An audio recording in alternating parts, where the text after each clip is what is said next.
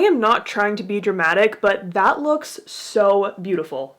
Wow. Today I'm going to be trying out and testing the brand new Natasha Denona Hy-Glam Serum Foundation. This just came to me in PR and I wanted to try it immediately. This foundation claims to be hydrating, blurring with a radiant finish, medium buildable creaseless coverage, and it's a serum type formula. Now I love the Hy-Glam concealer. When this came out, this quickly became a favorite of mine. The shade I use the most in the concealer is R2. You can just see the windowing in the product here. So since I love this product so much, I have really high hopes going into this foundation. Even Natasha herself said that she took everything that we love about the concealer and put it into the foundation, so honestly, it should be pretty amazing. Now this foundation does retail for $52 and you are getting a full ounce of product. Now if by the end of this video you decide that you do want to try out this foundation, I do have a code that works on Natasha Denona's website. It's just ANGELABRIGHT and that'll save you some money. $52 is definitely pricey for a foundation, but that's kind of what I would expect the pricing for a Natasha Denona foundation to be. So my plan today is to try out and test this foundation for the very first time with you guys on camera, give you all of my first impressions. I am so excited, so let's get started. So they sent me 3 shades of the foundation, and on their website it did say that the shades do correspond between the concealer and the foundation. So if you wear N2 in the concealer and that's a perfect match, you would wear N2 in the foundation. I normally wear R2 under my eyes and I'm very fair with no self tan on, but this is a little bit light for me, so I might be more of like an R3. What do we have here? I'm gonna swatch the shades that I have here just to see what I'm working with. So this is N2, this is N3, so a little bit deeper. It's a little dark on my neck. I already know that this one is not going to match me today, but it might be okay when I have a fake tan because this one has a yellow undertone to it. I am not naturally yellow, but this is Y2.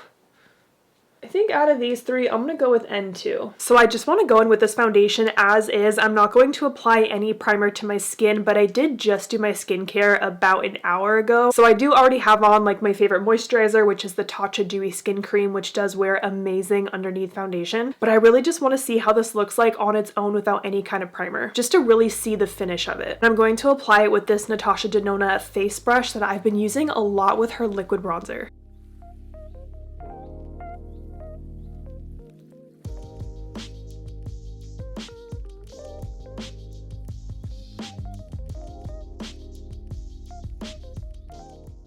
Immediately, yes.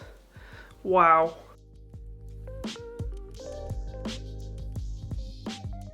Honestly, this just looks so beautiful on my skin. First impression, it does kind of remind me of the Fenty Soft Lit foundation that has been my favorite foundation for months and months now. But side by side, like, I just feel like my skin looks so blurred. Wow, beautiful radiant finish too. I love the medium coverage. Dang.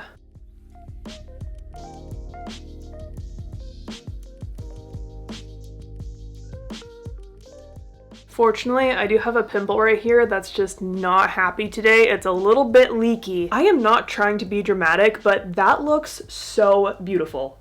Wow. I'm genuinely sitting here just so impressed by how my skin looks. Like, everything covered beautifully. I feel like I don't need to add any concealer on any spots of my face, which is very rare for me. I'm curious to see how it's going to cover all of this up because this side is a little bit worse. We'll see.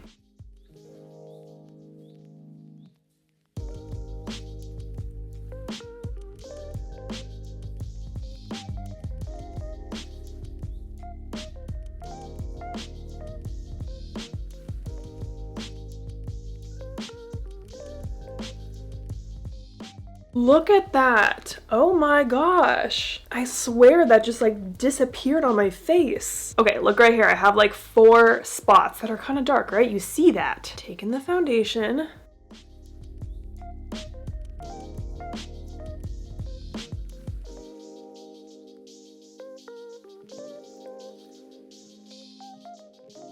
Okay, this one by my brows is just a little bit darker, but like, that just covered beautifully. I need to read the claims again because I'm a little blown away right now. Radiant blurring finish. I would totally agree with that. My skin does look blurred and I don't have any kind of primer on my skin. I didn't use any kind of pore filling, any kind of mattifying primer. And the finish is radiant as well. Like you can see that little bit of glow that it has, but it's definitely not too much. It's not too overpowering or oily looking. Self-setting formula. Honestly, I don't really test that kind of claim because I'm gonna set my face with powder pretty much no matter what. The only time I don't set my face with powder is if I'm doing a more just like no makeup kind of day, but that's not what I'm going for today. Short and long-term hydration, we will see, balances excess oils, so we'll definitely see how that looks at the end of the night. Yeah, honestly, that looks really, really nice. I am so happy with that coverage, with that finish of it.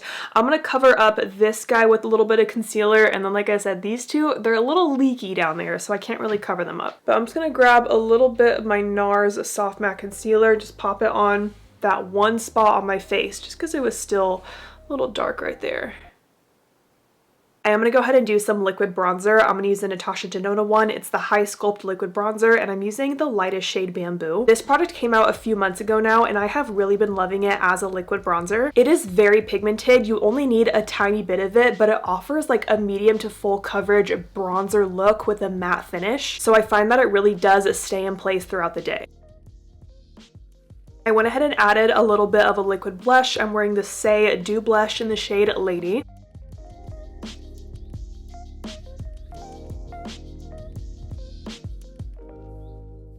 Now for under eye concealer, of course, I just have to use the Hy-Glam concealer. Why would I not? So I'm using the shade R2, and I'm just gonna do a little bit right here. Whoop. I can never get both eyes even, I swear. And then I'm using my Sigma AB1 base brush to blend that out.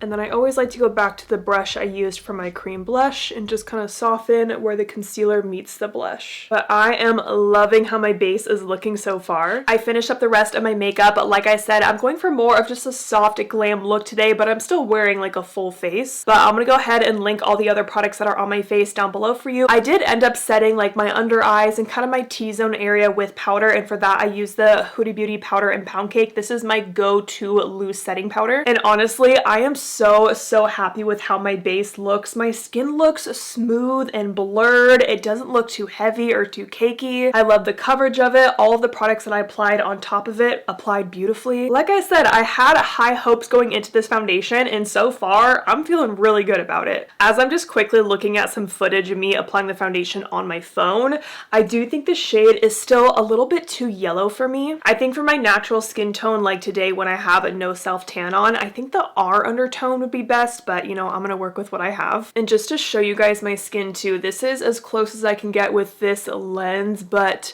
things just look really, really good. I swear it looks like I have a filter on my face right now, but there's not. So it is currently 3:02 in the afternoon. Like I said, I'm gonna do my best to wear this for about 5-6 hours, and I'll check in at the end of the day and we'll see how everything looks. Okay, I made it to 8:03, so I believe it has been 5 hours. It was a pretty hot day today, and I did spend quite a bit of time outside just walking Rue. My niece was over as well, but I am still so impressed with how my base looks. Like, my skin still looks very blurred and smooth. Again, we're just kind of avoiding these 2 pimples down here on the chin, but looking at my cheeks, like, I just feel like they look so good. I can still see all of my blush and bronzer. Nothing has separated or moved. Like, it still looks really freaking good. I know this is only my first time wearing this, but first impression, I think this foundation definitely met my expectations. I had very high hopes going into this, and I honestly don't have anything really negative to say about this foundation at this point. But of course, I'm gonna keep testing it. I really want to see how this foundation compares to my current favorite one, which is the Fenty Beauty Soft Lit Foundation. So we will see, but I am definitely impressed so far. All right, that is going to wrap up today's video. I hope you guys enjoyed this first impressions and wear test of the new Natasha Denona foundation. Friendly reminder, if you do want to check it out on her website, you can use my code ANGELABRIGHT to save some money. Thank you so much for watching, and I'll see you in the next one.